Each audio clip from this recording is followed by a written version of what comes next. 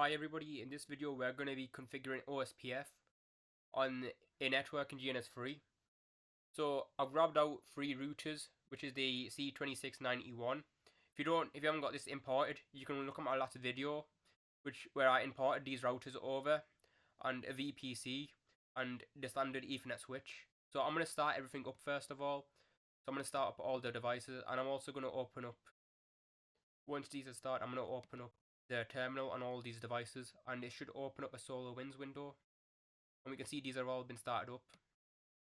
So what I want to do first of all is I want to give these PCs here in this network. So from R1 to PC1, this will be this network here, which is a 10.10.1.0/24 network, and for the routers to connect R1 and R2, they'll be using this network right here, and R2 to R3 will be using this network here, and PC2 to to R2 link will be using this network here. So now I've explained it, I want to get into it. So I'm going to close up this window right here, and I'm going to move this to the left slightly to make it a bit easier to see. And what we want to do is just drag this over to the right. So we want to start with PC1, and we want to give this an IP address. So I'm going to do IP, and let's make this .2. So we're going to make this 1.2, and this will be 1.1. So 10.10.1.2, 255.255.255.0, and now we need to specify the gateway, which will be Rs1 F00 interface, which will be 10.1.1, and if we just press enter with that, it should create it for us.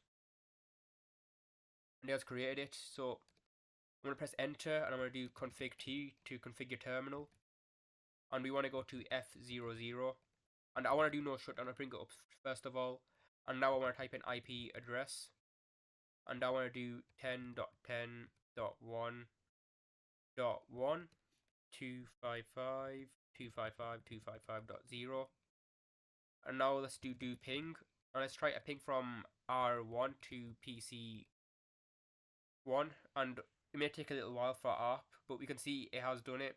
The first request that didn't go through is because of ARP. It's trying to find the address of this PC through the Mac. So let's just configure all these starting from R1 to R2 then to R3. So since we're already on R1, we might as well complete the configuration.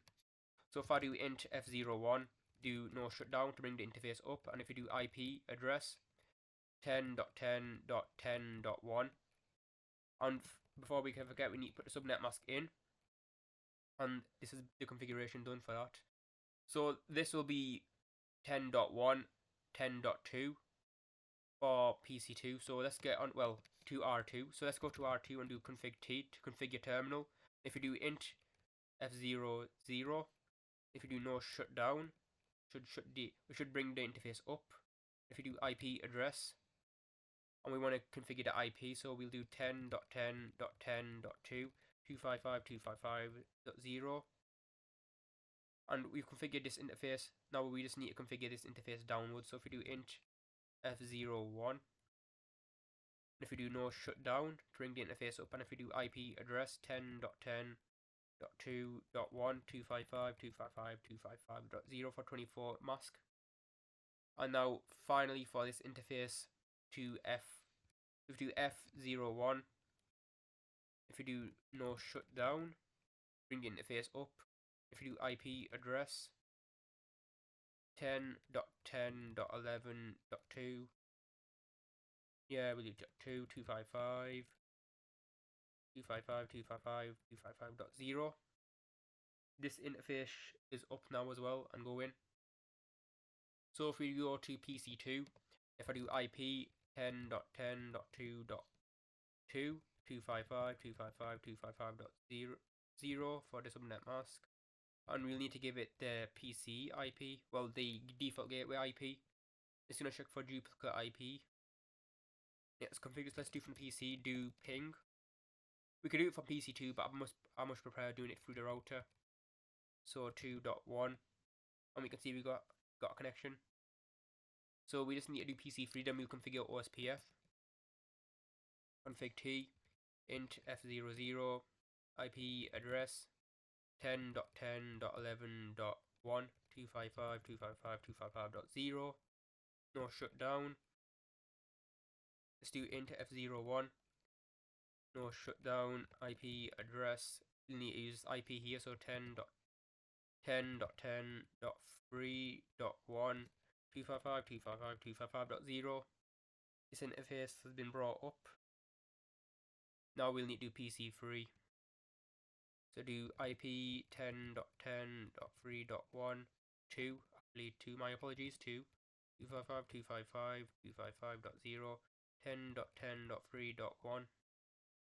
Before let me check again if we have configured this right. So let's do a ping from the PC, well, R3, and let's do 2 to get this PC's IP. And if we do ping, it may take a little bit for ARP, but we can see it has done it.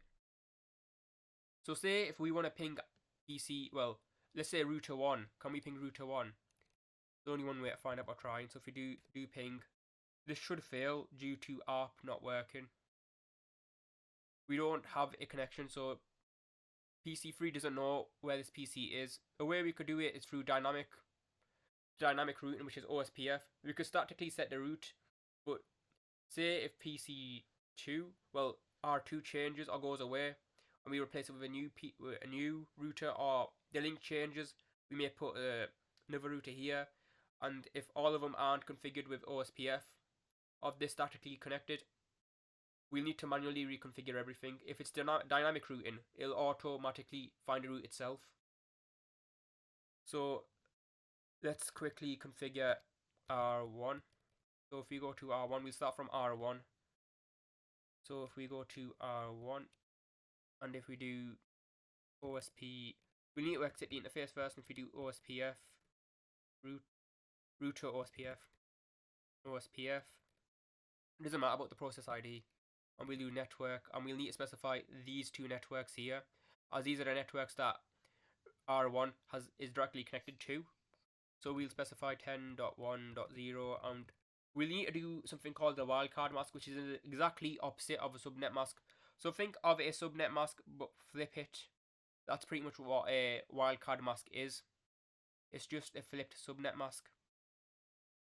So we'll need to specify the area. We'll specify area 0. So this will all be in the same area. Normally you'll have area 1, area 2, or area 3. As all the routers in the same area will have the same routing table, and they'll all need to share information with each other. As if everything's in area 1 and you have like a massive network, it will slow everything down, as they'll all need to cache the data with each other, and that will slow things down. Normally if you split them up into areas, different areas, like area 1, area 0, it normally speeds things up, as each router in different areas will have a different table. So we've directly did this interface. Now we'll need to do this interface right here. Let's put 10. We've done these two interfaces. We'll just need to move on to R2. If we do exit, and if we do OSP, we do router OSPF 1, and all we need to do is type in network.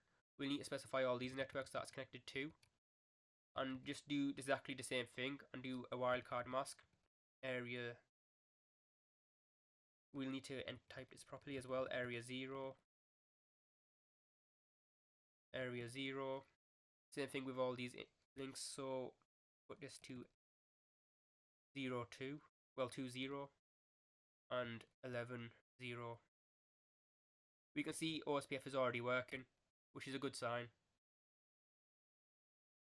So we have done all these areas. So we've done area 10, we've done area 2, area 11.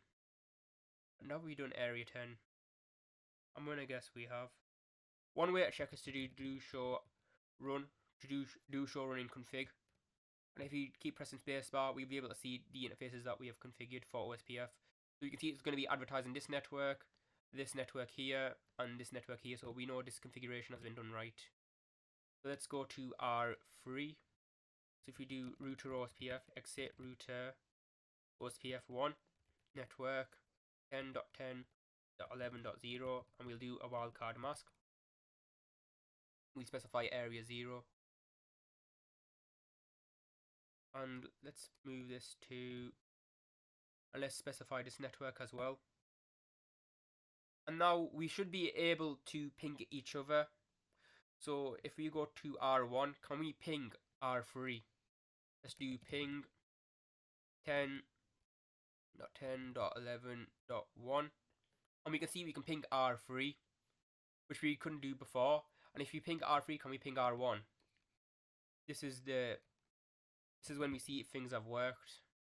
So we do 10.10.10.1. We can see it has pinged.